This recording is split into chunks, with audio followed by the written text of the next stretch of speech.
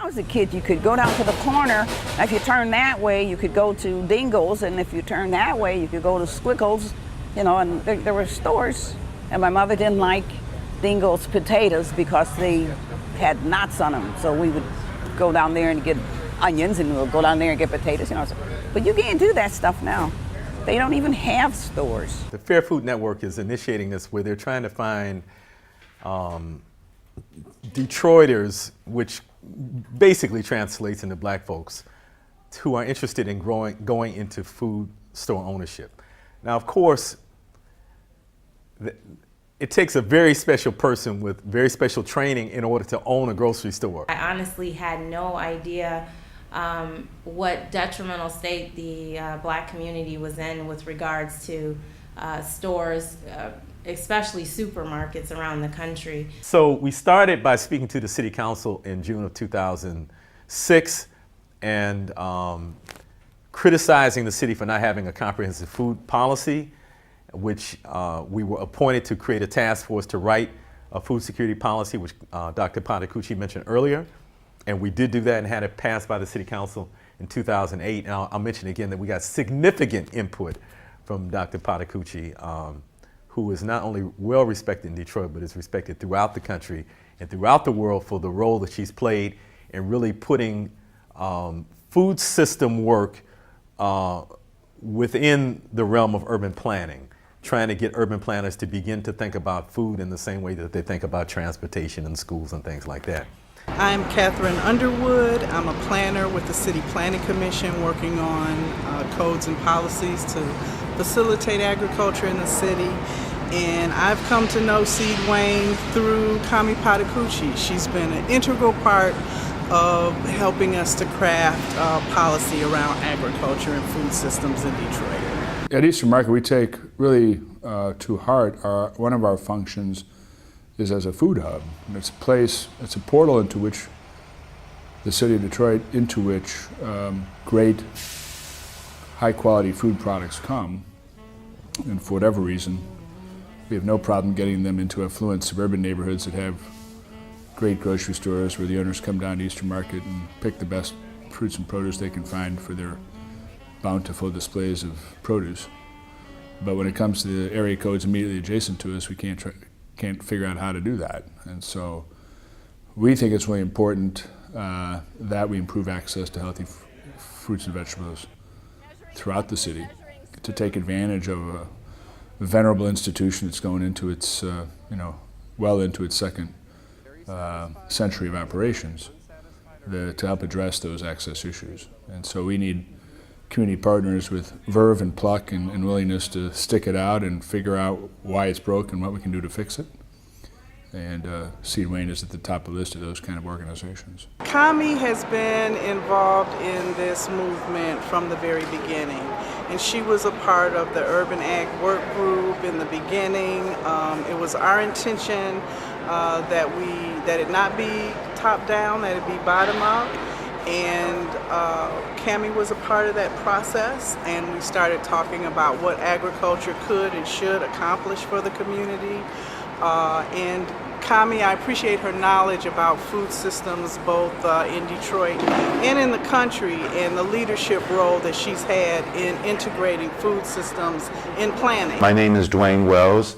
I'm president of Gleaners Community Food Bank, and we work quite closely with SEEDWayne, and I think it's an important program because it's yet another point of engagement, particularly for young people around issues of food security and hunger and other related issues. So I think it's a great program for building that awareness and engaging that targeted audience in the conversation. Wayne is a very unique university. We are one of the few public urban universities that is both highest in research and community engagement, as designated by the Carnegie Foundation. So that is a unique combination, and it means that much of the work that we do here at Wayne has implications for important problems that make a difference in people's lives, things that are significant. And what is more significant than food? And food systems and sustainability. In 2008, I wrote a grant to the Ford Motor Company Fund. It was a challenge grant. They wanted to fund a project that met a variety of criteria. It needed to involve students. It needed to have a business component or an engineering component. It needed to address a key theme, sustainability theme. It needed to involve partnerships between campus and community members. When I read her proposal that she had written, I knew that it was going to get funded. And I can say that now because it was funded, but I really thought if this proposal doesn't get funded, then I'm in the wrong business. She was awarded a sizable $100,000 grant from Ford Motor Company for her work. I think joining the SEEDWayne was probably one of the most exciting things about Wayne State. I think the most important thing that SEEDWayne does is to make visible through its marketplace, let's say, to make visible through its marketplace the wonder and the glory and the delight of what once was a common experience of people all across this country, which is the immediate access to fresh food that was grown where the fresh food is being consumed. That's something that we've gotten way out of touch with in this country. My name is Ahmed Al Musa. I'm from the Honors College at Wayne State University. Today I'm helping out with the urban gardens. So we're doing a study on poverty, and I feel like this research and how urban gardens would help contribute to the poverty epidemic in Detroit would be really contributing to the community as a whole. SEEDWayne has a number of different facets to it. Clearly we're an institution of higher learning, so there's an educational component to it, but it also has a very practical aspect to it. So it's providing food to members of the local community. They organize a farmer's market every week all summer, which is absolutely great and is a great gathering place for the community, but also a way to make sure that local residents in the community have access to fresh food, which is something that's more difficult to come by at times here. SEEDWayne's mission is to collaboratively build sustainable food systems on the campus of Wayne State University and in Detroit neighborhoods. And I underscore collaboratively because that is a key word. It's in everything we do. There's not a single activity that we offer by ourselves. SEEDWayne has had a huge effect on what I want to study in grad school and even in me wanting to go to grad school. SEEDWayne does a really good job at utilizing campus resources in a very appropriate way. So SEEDWayne has been very good about not trying to co-opt any other urban agriculture or food justice movements, but to collaborate, and collaboration is a huge aspect of SEEDWayne. And in doing so, SEEDWayne is not only respected amongst other organizations, but bridges the campus community with other projects happening in the broader area. Kami has been a very dedicated part of this community in both formulating the food policy and giving advice on how to move policy forward and how to turn activism into policy. And that's some of the unique perspective that she brings that we really appreciate. And I don't think it's usual that we get that kind of support on the level that she gives it, and I don't think that it is also usual that the community has that kind of respect and feeling that open to approach academia. I first got to meet Kami and SEEDWayne where else at a community meeting on justice in the food system. Kami is one of those folks that you see all around Detroit, and you see the volunteers and staff of SEEDWayne everywhere as well, fighting for justice in our local food system. I first got to know Kami really well, though, in serving with her on the Detroit Food Policy Council, and our partnership kind of blossomed from there. She shows quite visibly what it means to be at a research university, to take research into the community, benefit the community, and then bring what one learns from the community back into the university. So it's a dialogue, it's collaboration with the community.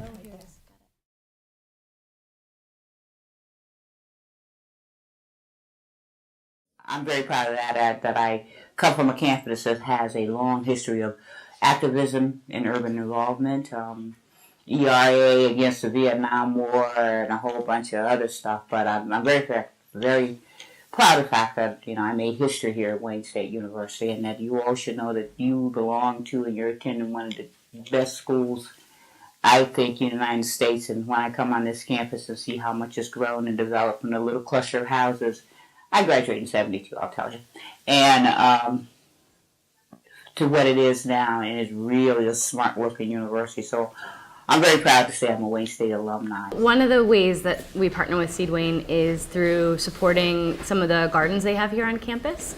And I feel like although a lot of the students commute here to Wayne State, there's just an immense interest in food systems work and reconnecting with food. So we get a lot out of the partnership because of the dozens plus students that are involved in those gardens and what they contribute to the overall gardening community in the city of Detroit, which is pretty great. As well as, of course, all of the momentum and inspiration that SEEDWayne is spreading throughout the entire campus, resulting in volunteer groups, volunteering in gardens, and all kinds of other research and service-related projects that are supporting gardeners. Also, we're super fans of the Wayne State Market, the SEEDWayne Market at Wayne State, and our cooperative actually sells there every Wednesday. It's definitely the most popular of all the neighborhood markets. People really like the feeling, the customers that are here, the diversity of the market, and Kami does a great job running it. The thing about most classroom projects is that they're just that. They're a classroom project. It's a lot of theory, not a lot of rubber to the road type thing. So to actually go out in the community, we've met community leaders, but to actually go out and see what was going on in the community was invaluable.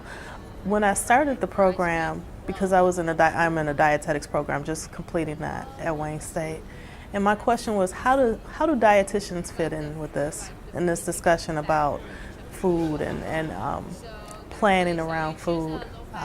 It seems like there will be a role, but how do we fit in? And so that helped me find a place that I can take the nutrition knowledge and actually put it to use for making sure people are able to get what they need. I learned what they need. I learned about good nutrition, but how do we get the access? You know, it's one thing to tell a person to eat a carrot, but another thing to make sure that they're able to get it. Mari Gallagher was in town and was doing a big food desert study, and she was looking at all food retailers in Detroit, both fringe food retailers and fresh food retailers. And the grocery stores would be considered fresh food retailers. And kind of the upshot of what she found was that Detroiters lived twice as close to a fringe food retailer, so like a you buy, we fry place, or a liquor store that sells hot food, or McDonald's, than they did to a fresh food retailer. We work with liquor stores, party stores, gas stations who will work with us. To get them to help them to carry fruits and vegetables or carry more fruits and vegetables. We we went into about 260 stores, and of those we have 18 stores participating. So as you can see, this is not something that stores are just waiting to get on. Well, I think that the importance of institutions being involved in it is immensely important because institutions have so much impact, both in terms of their ability to purchase local foods, but also the amount of materials they make that can be composted, and also the amount of research facilities that they have and real-life learning experiences for students. I'm with Honors College, which is actually right next to the garden, and for one of our classes we had to do a service learning project where we joined a community group or volunteered, and we learned about the community to try and solve an issue or a problem. And we chose SEEDWayne because it was right here on campus, and they're around the community trying to raise awareness of health and other issues, as well as providing all this great food and teaching experience for students for free on campus. And so we started to come here just about the beginning of the winter season, where they started these winter gardens, and we've worked with them since then.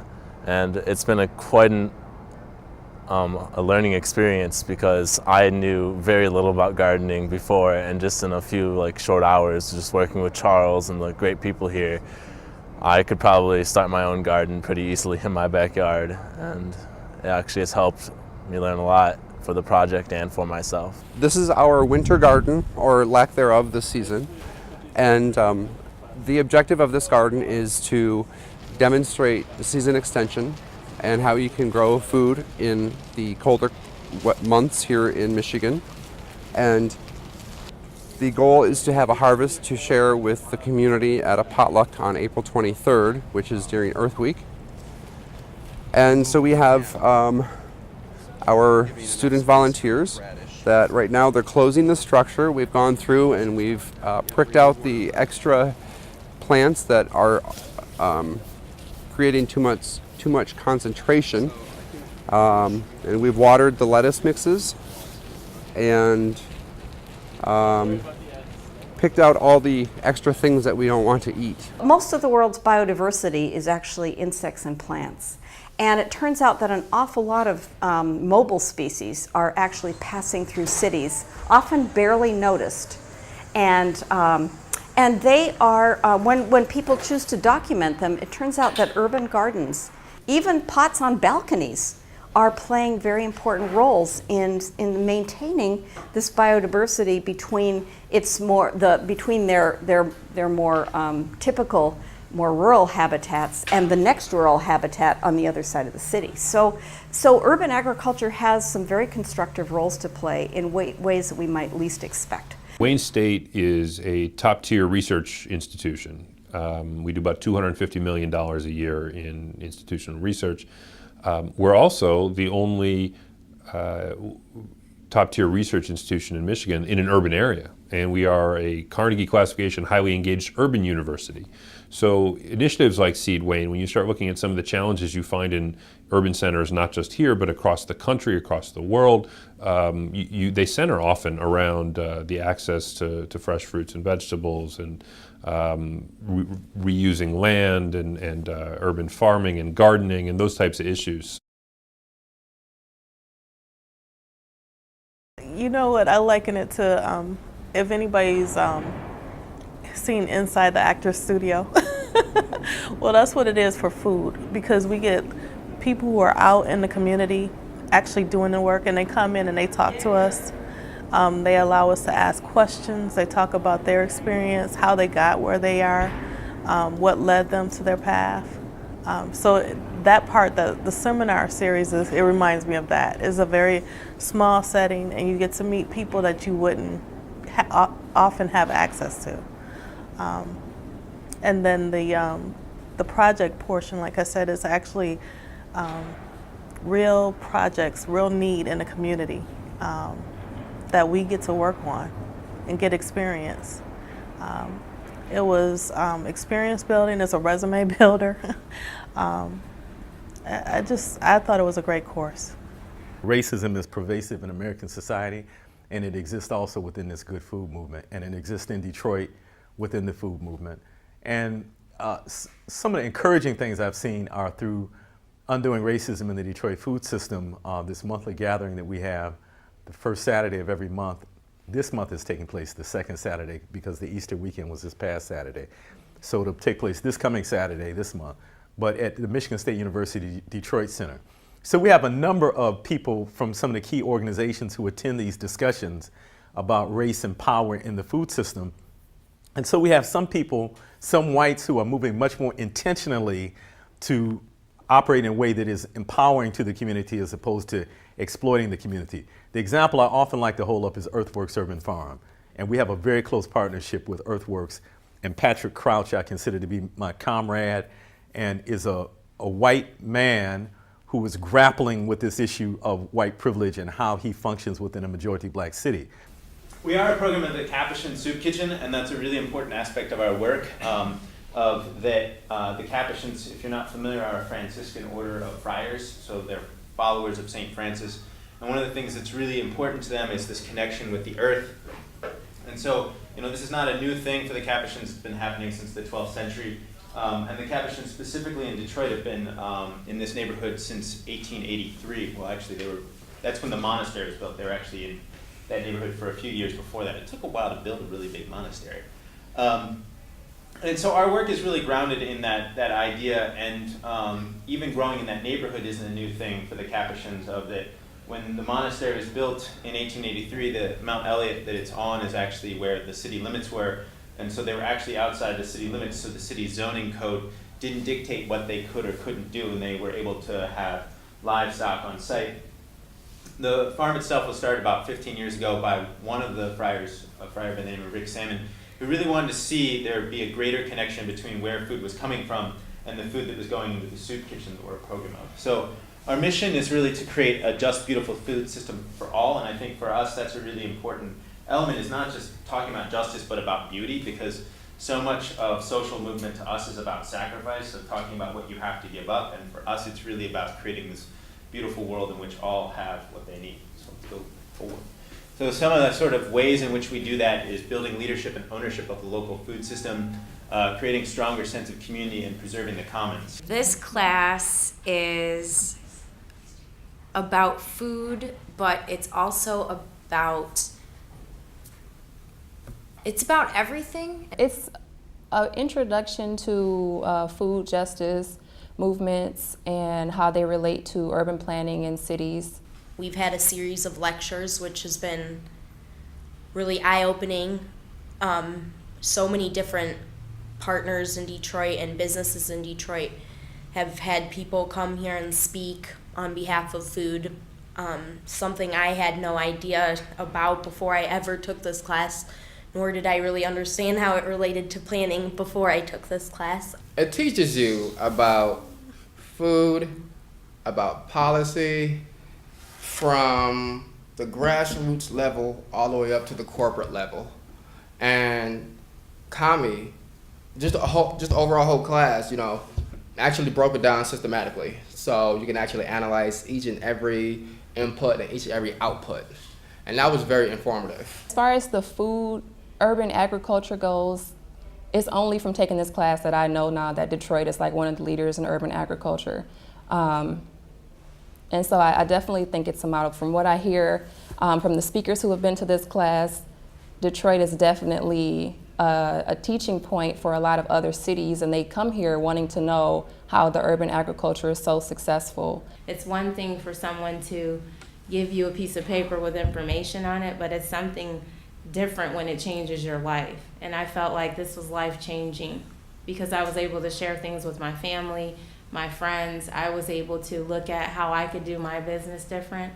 And it also gave me a sense of my caring about my health as well. So anytime you can get that wealth of information from understanding food and caring about your health and your well-being and how you can impact the community, I mean, what else could you ask for? So SEEDWayne does collaborate with a number of organizations, Earthworks Urban Farm, the Greening of Detroit, Detroit Black Community Food Security Network, Forgotten Harvest, Detroit Economic Growth Corporation, and that's just a few of them. I think it's really important because there are a lot of efforts around food issues happening in Detroit. SEEDWayne recognizes these efforts and doesn't want to, reinvent the wheel essentially. So by collaborating and offering what SEEDWayne uniquely has at its, through its resources and through being on a campus, it's able to accelerate some of those efforts as well as to really help some of those efforts in a way that they weren't able to before. So with Earthworks Urban Farm, for example, they were the primary partner for the Healthy Corner Stores project, now known as Detroit Fresh. And essentially, a couple of us students went to every corner store within a mile radius of the Capuchin Soup Kitchen. And it was really shocking for some of us students to go through all these corner stores, but through that work we were able to assist the Capuchin Soup Kitchen and Earthworks Urban Farm in a project that they may have been limited in accomplishing on their own. And we were also able to bring in funding for that project. So I think Kami has done a great job at finding out where the need is, because an important part of that project is also that it was developed out of conversations that happened at the Capuchin Soup Kitchen. So it wasn't SEEDWayne going into a community and saying, this is what we think your community needs. It was SEEDWayne going into a community and listening and finding out what a need is and what a potential solution is and working with that. We were assigned a project that was looking at the Arab American and Chaldean communities and how their shopping habits related to Detroit's Eastern Market. And basically we were trying to research different trends with two different kinds of shopper. So the individual buying food for the home and the family, and also the store owner who was buying wholesale produce or meat or anything to then resell at their own store. My project was identifying micro food enterprisers within Detroit, or people who sell within Detroit. So I identified 6 individuals who sell at farmers markets. Actually, one of them, she started small, but she now owns Sweet Potato Sensation, which is rather large business now. And in doing the project, I was investigating the barriers of policy and recommendations for policy changes around the microfood processing industry. I think universities, not just urban universities, but universities in general, need to be trendsetters, and they need to take the risks and be progressive. I think that's our purpose here. And Detroit, to be progressive in Detroit, one of our major issues is food and sustainability. So for us to have gardens is a natural progressive thing, and I am proud that we were able to take that step.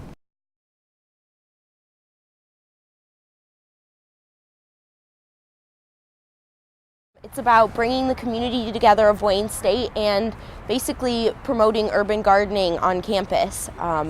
It brings all kinds of groups together, not just Wayne State students. I got involved with SEEDWayne through the civil engineering department. At the current time, I was working under the environmental engineering, and Kami needed some assistance in designing and building a rooftop garden. And what we did is we built 3 rooftop beds. They're essentially 4 feet wide by 8 feet long. And they're located on the top floor of the parking structure number 5 here at Wayne State. They're about 1.5 feet deep. And we elevated the entire bed by about 1.5 inches off of the concrete surface because during the summer that concrete is going to absorb a lot of heat. And in order to dispel some of that heat away, we raised the beds. Additionally, one of the concerns that we had was how are we going to water these plants on the 5th floor of a parking deck. There's no water anywhere. So what we did is we built a canopy type structure to collect rainwater, and that water drained into a barrel, and that barrel, I believe, not sure, but maybe a 50-gallon barrel, and that water was then used to irrigate the vegetation that SEEDWayne decided to plant there. This demonstrates of what people can do with just a little bit of space, whether it's their backyard or at a campus university or at a school, or if you just have a raised bed. It demonstrates what can be done, what can be possible.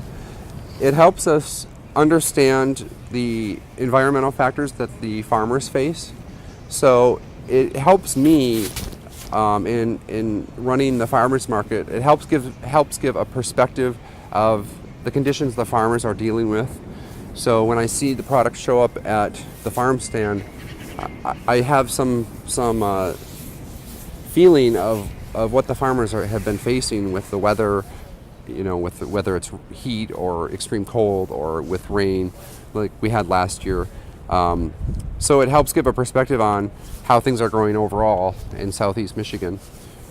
And it demonstrates to the gardeners different ways to grow food, different foods that we can grow. So this year we're going to try soybeans, which is edamame. Charles is very organized, and so he's perfect for the job. He's quick on his feet, quick thinker, really loves people, really a good teacher.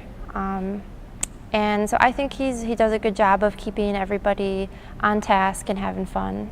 The great thing is about here, everyone has one common goal, which is urban agriculture and Wayne State. I guess that's 2. There are a lot of Wayne State faculty members here, so it's nice to interact with them. And you know, we're all coming from different educational backgrounds, which makes for a really good time and good conversation. My name is Cindy, and this is my 3rd year gardening. I had 2 years from the Nubian language department, the Garden of Babel, and now we're at the College of Ed. I'm over at the College of Education now, and I enjoyed the past 2 years' experience very much. So I rounded up the crew. I'm the team leader. I'm Janet Andrews, and I work in the College of Education. And when Cindy asked if I wanted to be involved in the garden, I did. I've been involved in gardens in therapeutic settings as well in a previous life as an occupational therapist.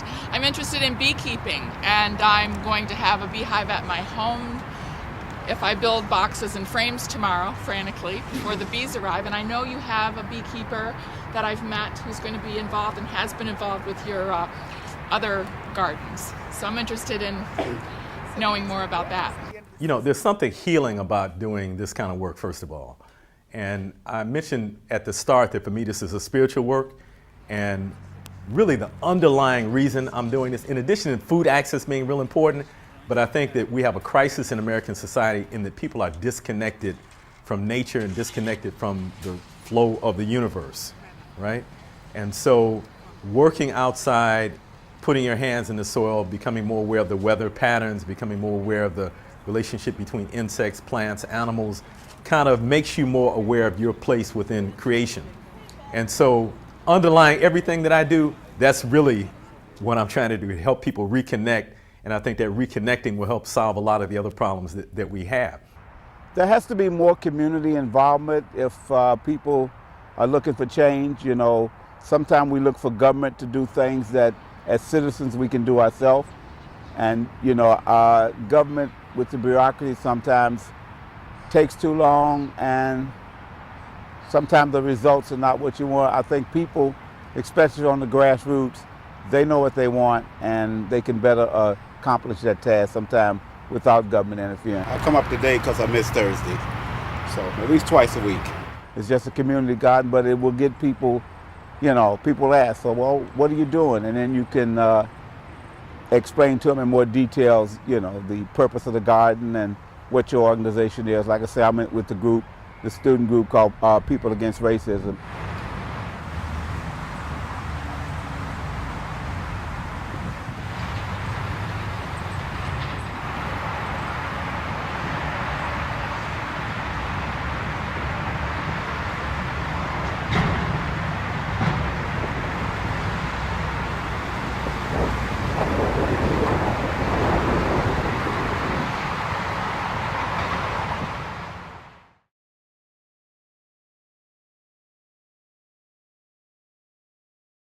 If students want to get really involved, there is space for them to get really involved, and it's definitely encouraged. So that's awesome, because so many times it's hard for students to have a place at the table. By developing these leadership skills through working with SEEDWayne, students, once they leave SEEDWayne and once they leave Wayne State University, carry on these issues with them into whatever field they go into. SEEDWayne represents a very diverse academic background. There's students from all different departments, and we really believe that food plays a role in every single field, that every field intersects with the food system. My name is Sean McElmurray. I'm in the Department of Civil and Environmental Engineering here at Wayne State University, and I got connected through Cami Patacucci here with SEEDWayne. My area of expertise is in the transport of metals within the environment.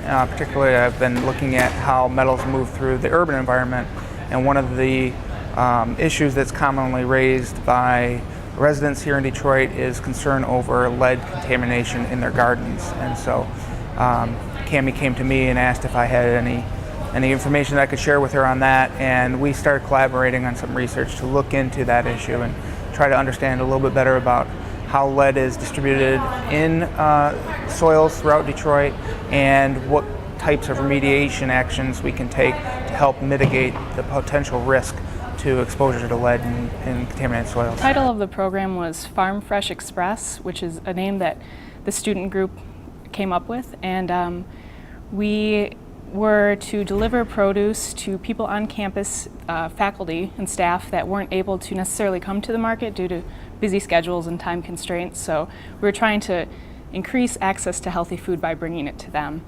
And we created a inventory system that we would take every market day, post it online, and then have people access that on the website and place an order. And later in the afternoon, we would deliver the order to them. I think the most important thing about SEEDWayne is bridging the gap between the university and the community, and serving as a way for those two things to communicate with each other.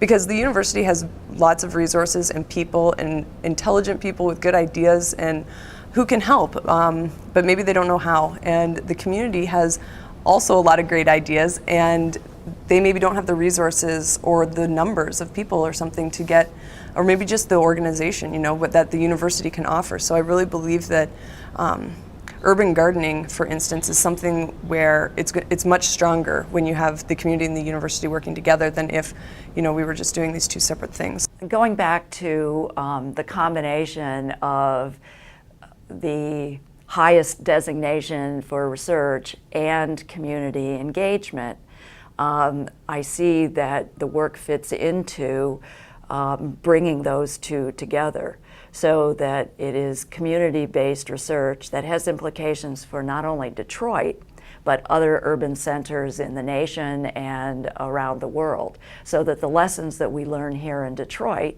have applicability to other areas. And that's what any significant research university wants to do, is to create new knowledge, provide new discoveries that will help solve the significant problems of the world.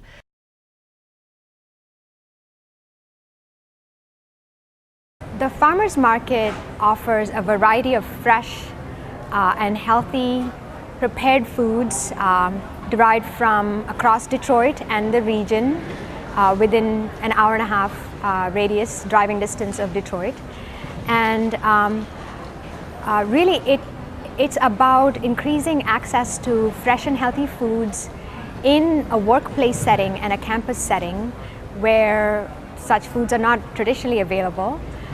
It's about connecting people in the course of their ordinary business to the sources of their food, whether the sources are farmers from Detroit or farmers from the region, or people who bake bread in the city or prepare other foods.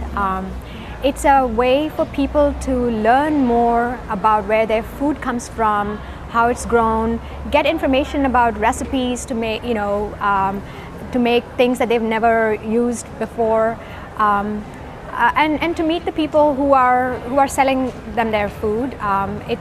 It's a place where they can meet their friends and co-workers. It's a fun, sociable place, and it's right here in the heart of the city, in the heart of campus.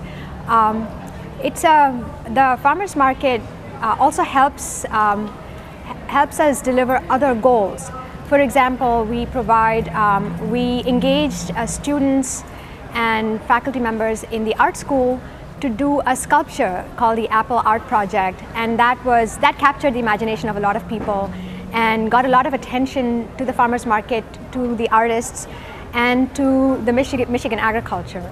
We work with students who do their projects in anthropology, for example, and want to interview people who use the farmers market to figure out exactly how they use the farmers market. In other words, the farmers market has a lot of basic goals that, as I outlined, but in addition, it serves other functions as they relate to education, research, engagement, and it just creates a beautiful, sociable place on campus. And it does that in the summer when campus is a little bit slow and lazy, and it does that in the fall when it's bursting with people and the harvests are bursting in farms and gardens. I think the most important part of the market is what it does for the community, but not just like the surrounding areas, what it does for people on campus as well. It it gives them a better option versus like going to the student center and getting KFC or Taco Bell or McDonald's, which is absolutely disgusting. But you can get something fresh, and it's that easy. Like even if you can only stop and buy one apple, that can change your entire day. And this is your first time using your bridge card? We have the most fabulous staff members working for us. We call them program leaders. So Jasmine Wilson is she staffs our EBT table. The EBT table is where customers who use the bridge card at the market come and essentially get tokens. They pay for their products with their bridge card, which is food stamps, which used to be called food stamps, or it's called Supplemental Nutrition Assistance Program, or SNAP. It also allows us to provide an opportunity for them to use their bridge card at a place where there's a range of healthy foods available, as opposed to, say, a corner store where the foods, where there's probably just junk foods and processed foods available. In addition to using SNAP at the market, we also then give additional dollars in the form of Double Up Food Box, which is sponsored by the Fair Food Network, which gives them additional dollars with which to buy Michigan-grown fruits and vegetables. And by this, we help them increase their budgets for fresh and healthy foods. And it also gives them the opportunity to try new things that they otherwise might not be able to. I think the market has really contributed to making a difference, both socially and nutritionally, to the broader community. Detroit is a majority African American community, and it's a fact that hits us in the face on a daily basis that very few businesses, especially very few food businesses like grocery stores and restaurants and other sources of healthy food, are run by people of color. There's a larger critique of the food system, and that is that it ill-serves people of color and communities of color. There's a lot of exploitation of communities of color in the farm sector. There's the lowest paid jobs in the food system really are dominated by people of color. And this is an injustice. I'm very proud of the diversity of vendors that we have. We have 16 vendors, and out of those, 7 are people of color. Their businesses owned by people of color, or they're organizations. They're run by organizations that represent the interests of communities of color. We have the Vang Family Farm, which is a Hmong family farm, which they use traditional Hmong farming practices, which comes out of the Asia territory. We eat like dandelion greens or amaranth, or sometimes bitter melon. A lot of people don't know about bitter melon, but that's a really good vegetable. A lot of people like eating our oriental stuff. The market is just a natural extension of my personal life. We're both vegetarian. We consume fresh produce as much as possible. So it's just great that I don't have to wait till the weekends to go to the farmer's market at home. I can come to work and get it done at lunch, and I can also get a nice sandwich or something at lunch with fresh produce. I was very excited because I just live about a mile down the road to come here and just see all these tents filled with all this fresh fruits and vegetables that are local and seasonal and really inexpensive. I think after I have moved to Detroit, I've actually become a lot more of a local boar than I was when I lived in New York. I'm very proud of the fact that we're helping spur new businesses and grow them. For example, we had a farmer who sold as part of a co-op 2 years ago, and then decided to go on their own last year. And so now we have a Detroit farmer who's selling separately from the co-op. And doing very well, and we're very proud to have Brother Nature as part of our vendor lineup. We're doing some interesting things instead of what usually happens with the food system. The food comes in from California, it's sat on a truck for a couple weeks, and instead of that, we have food that's ready to go, that's just a few hours old, and I take a lot of pride in that. Not just our food, but like the stuff at Russell Street, the stuff that the Vangs bring in, it's all like very fresh. And it's a different take on your farmer's market. You don't have the wholesalers here. you just have growers that bring something unique. It's not just carrots and potatoes here.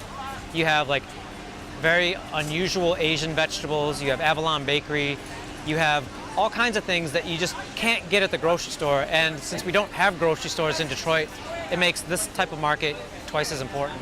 This morning I was telling Charles that isn't it so great you provide a structure and then on a weekly basis things just happen on their own. People come in, they park their vans or cars, they bring out their produce, they set their stalls, customers come, they buy their produce, you have all these conversations. And all of this happens, because you've provided a structure. And of course, we did it in collaboration with lots of different people. And it's magical.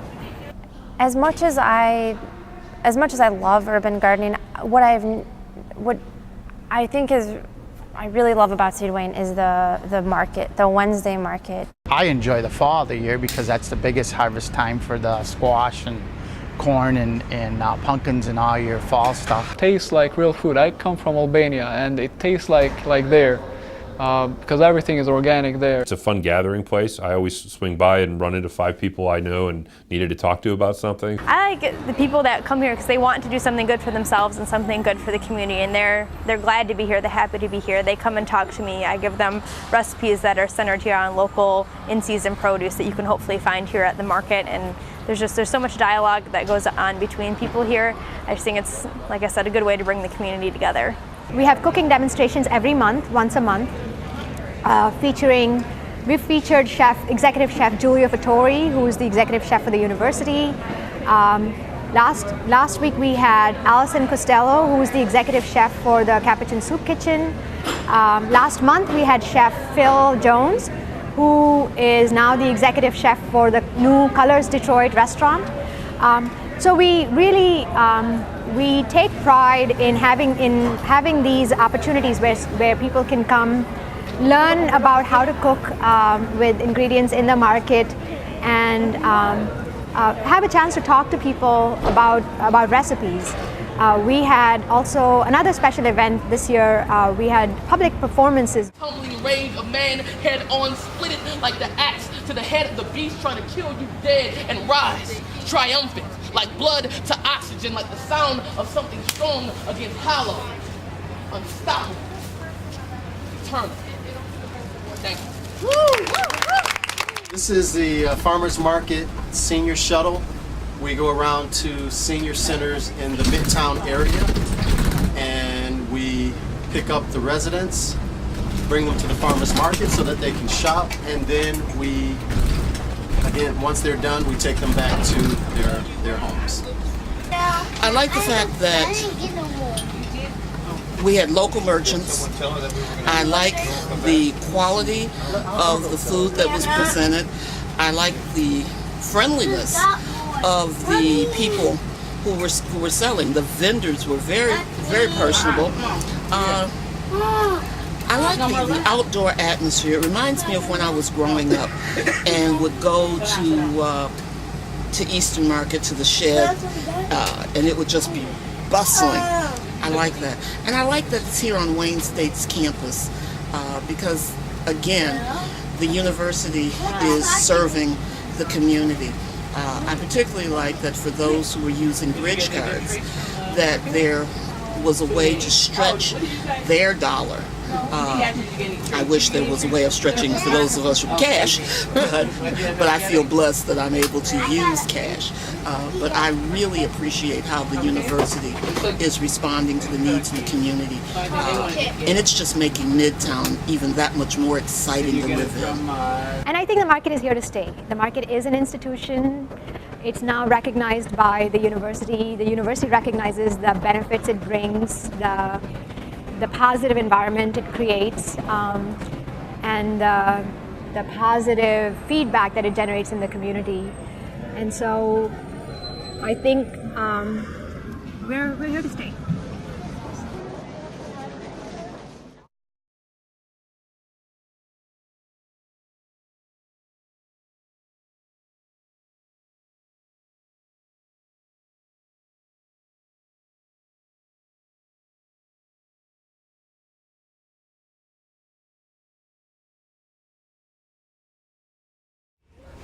I do want to thank each and every one of you for being on time this morning and allowing us a timely departure.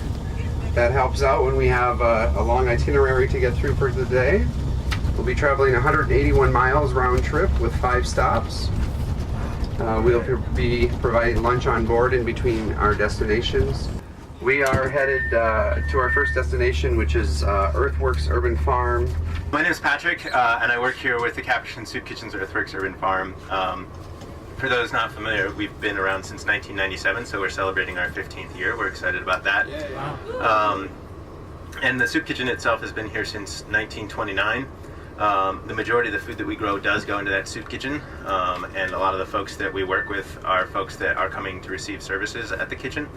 And I thought I wanted to start here just because I wanted to highlight our relationship with SEEDWayne, and specifically this hoop house right here was built now it'll be 2 years in the winter. It should be more like 4 years old because we had so many hoops to jump through to get the hoop house up. But it was through a partnership with SEEDWayne, and Ford Foundation grant provided money for it, and we're really excited to be able to extend our season. We can now grow year-round in the hoop house without any additional inputs, and it actually literally doubled the amount of produce that we were getting out of this piece of property by comparison without the hoop house structure over top of it. Wow, okay.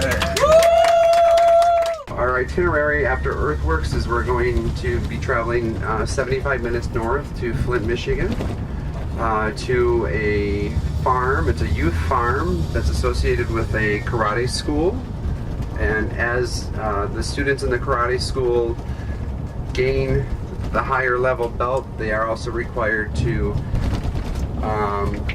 participate more and contribute more to the farm that they maintain. It's a total wellness approach that they use. It's not only important for self-defense but also what we put into our bodies.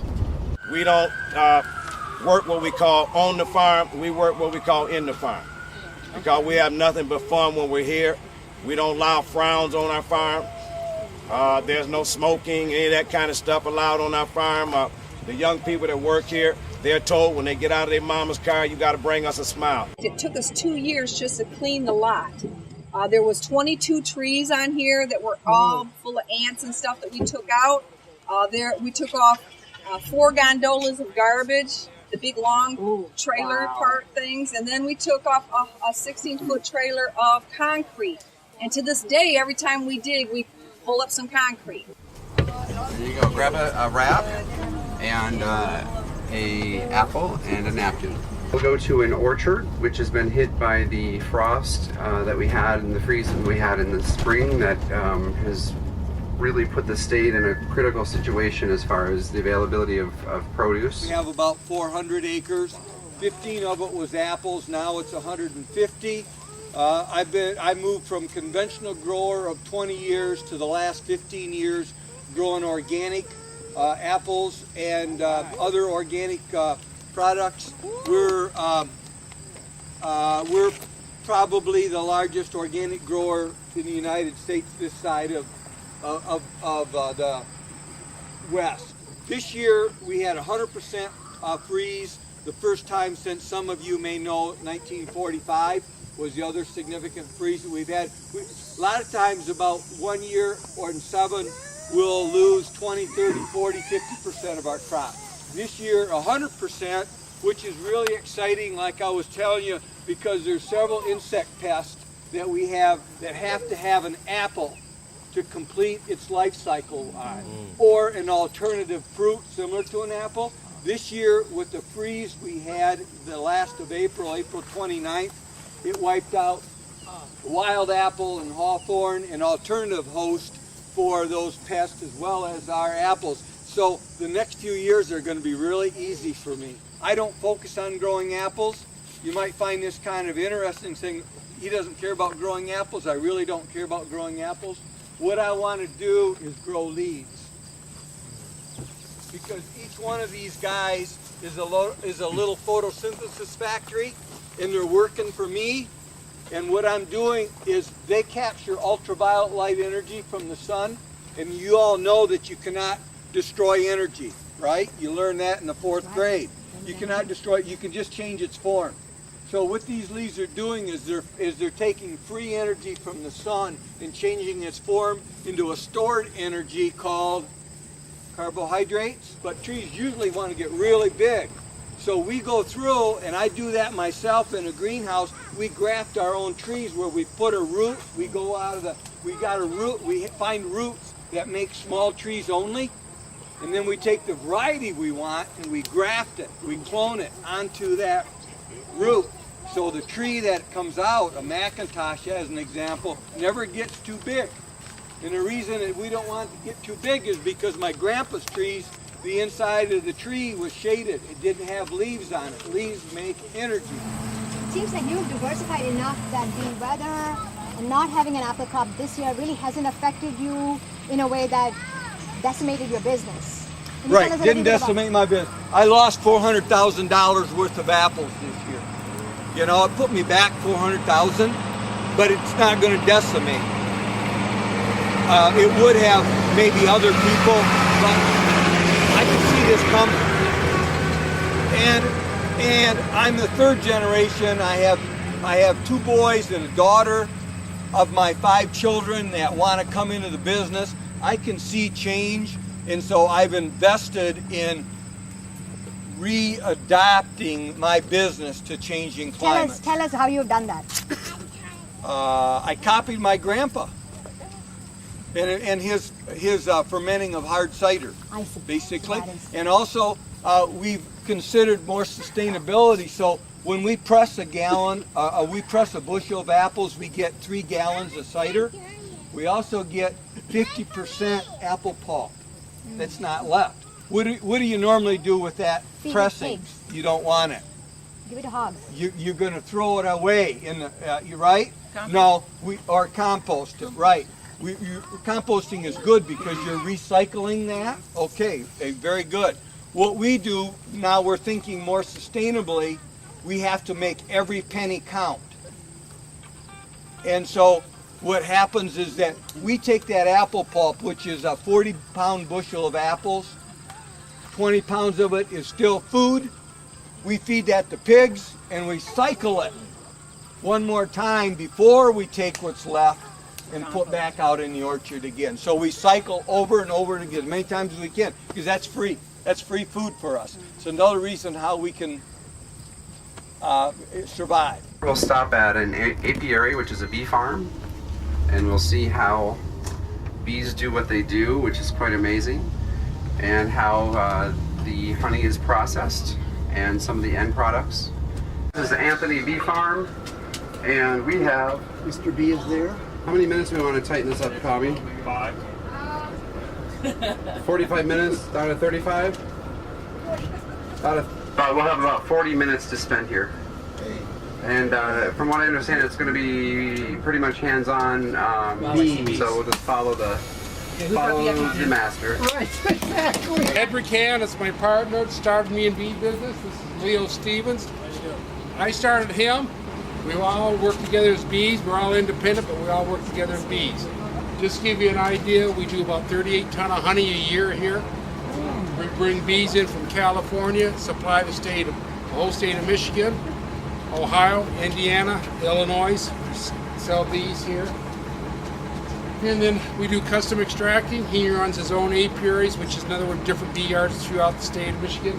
Leo does the same thing, and I do the same thing. We do pollination, you name it. We're just going to show you the operation. We apologize. This has been the worst year on beekeeping we've had on records. It's Mother Nature's, nothing to do with the bees. First, we had a very early spring, and during the early spring, we kept getting frost every night. It kills the blossoms, produces no nectars. We went from that into the middle of the summer, no rains, no nectar in the plants. Even though you have beautiful flowers and blossoms, there's no nectars, so they're starving to death. Right now, we got rains, but there's not enough food out there for them, no blossoms, hardly, so they're still in starvation mode, so everything is way behind schedule. Our final destination will be at West Wind Milling, which is a mill built in 1863. At the time, it was a state-of-the-art operation, and they grow all their own organic grain and process it on site. and we'll be taking a tour of the entire facility and learn about the entire process. Welcome out to, kind of out to the sticks here, but kind of not. There's a lot of stuff going out here, and you guys being involved in the SEEDWayne. I had Greening of Detroit people here last weekend. That's right. And let me tell you, I'm going to tell you the same thing as I told them. And I am so inspired by you guys doing agricultural stuff and just taking the bull by the horns and doing what you got to do to make life work down there. Some of the grain that you'll see today comes from our farm. The rest of all the grain you'll see today comes from, up on this wall it says Westwind Milling Producers. Any of those 16 growers. Number 1 is us, Westwind Farm, and then all the rest come from various other certified organic, independent Michigan farmers. Now, this is the beginning of, this is a very primitive mill, is what this is. Mortar and pestle, as I'm sure you all know it for grinding herbs or something like that. This kind of thing, and this, by the way, is an antique that we found here when we bought the place. Now, feel the inside and feel the outside, and what's the difference? The inside's smooth and the outside rough. Exactly. And guess why that one is smooth? Because that's where the baby was inside. That's where the... No, just of the mill itself, of the mill. Because of the rock, just keep grinding it down. Because it's been grinding, right? Oh, okay, right. So go ahead now, grind away. No, you'll be there for years. Right, you gotta You gotta be a little more angry than you gotta pull energy into that, okay? There you go. There you go. All right. So what she's doing, this is exactly what happens in here. This is exactly the same thing that happens in the big mill. This is what we're doing here. This is the most fundamental processing you'll ever see in your life. All we're doing is crushing and sifting grain. Now the next component is bran, and this is the seed coat.